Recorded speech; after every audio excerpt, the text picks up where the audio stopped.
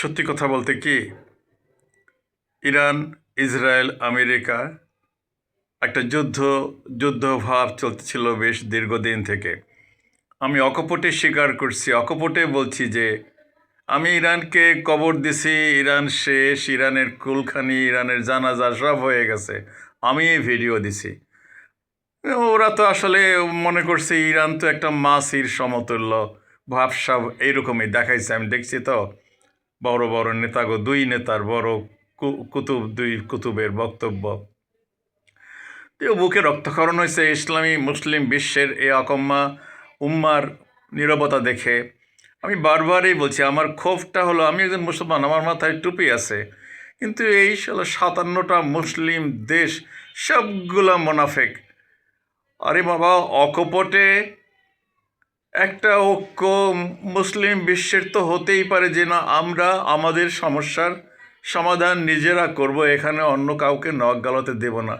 কিন্তু ইরানের এই কিছু মোল্লা আছে, কাঠ মোল্লা আছে, শিয়া সুন্নি।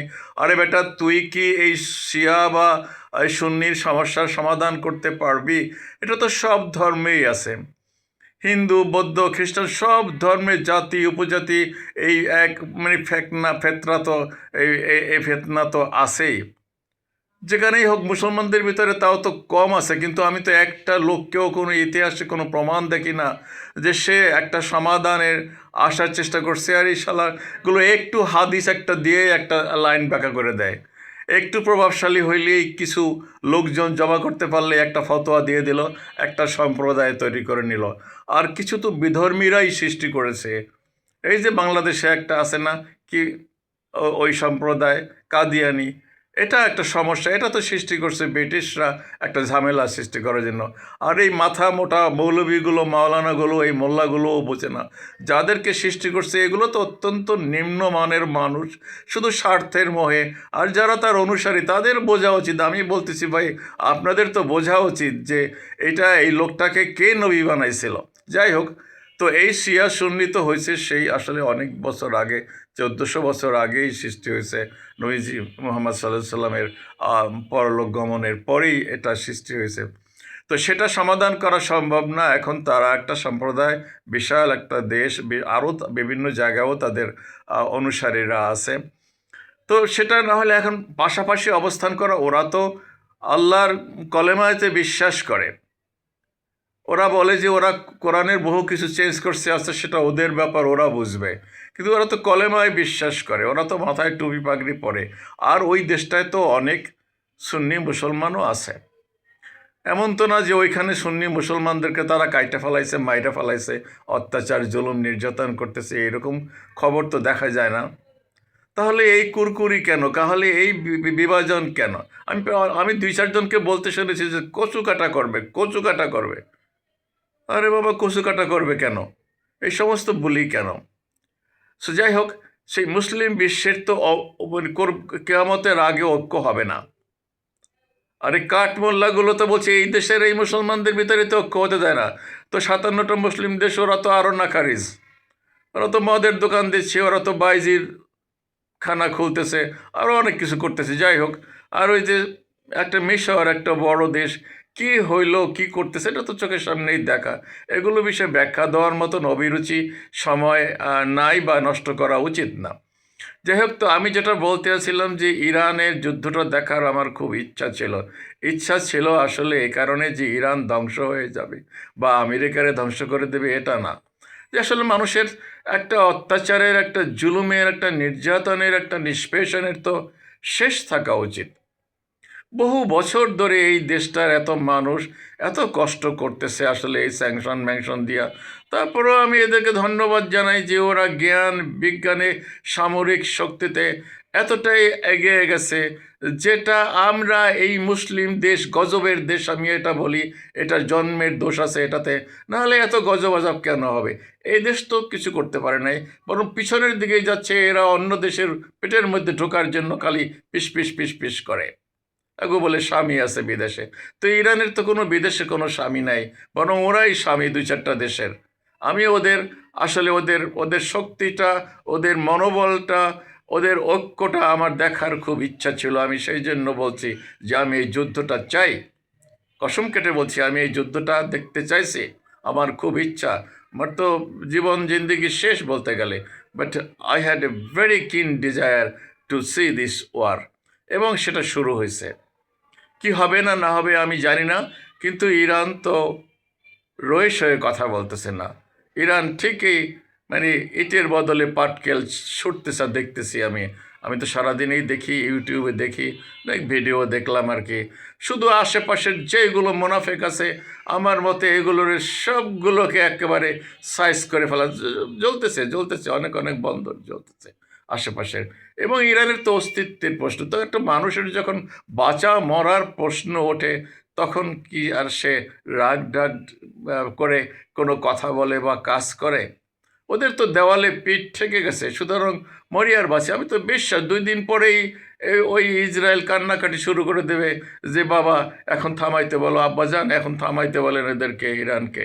আমি আর পারি না, আমরা আর টিকতে পারতেছি না যা অবস্থা। কারণ কমন সেন্স থাকা উচিত। ইরান হলো 17 লক্ষ 16 লক্ষ বর্গ কিলোমিটারের একটা জায়গা।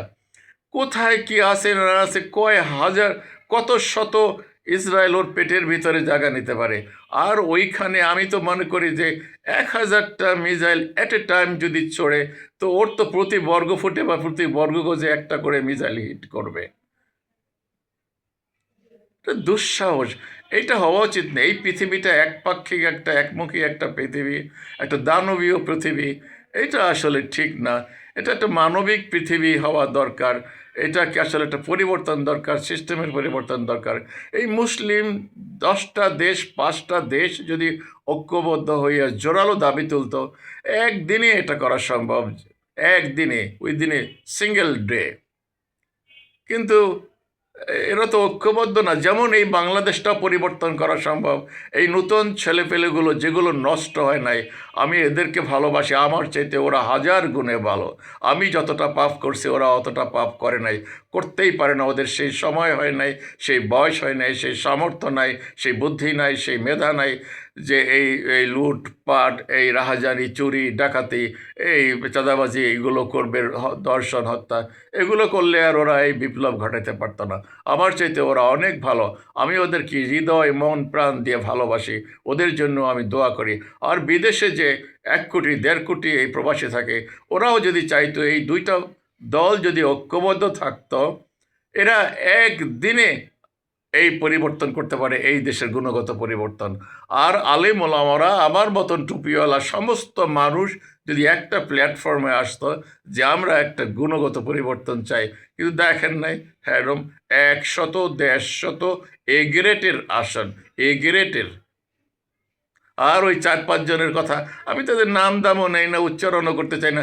কি বলে, নাক মুখ বেকায়া চোকায়া কি বলে না না বলে, জামাতকে ভোট দিলে হারাম। আরে বেটা, তাহলে কোনটাকে ভোট দিলে হালাল, কোনটাকে ভোট দিলে জান্নাতে যাওয়া যাবে, কোনটাতে ভোট দিলে টিকিট পাওয়া যাবে জান্নাতের, জান্নাতুল ফেরদৌসের টিকিট পাওয়া যাবে, সেটা তো বলে দিবি তো।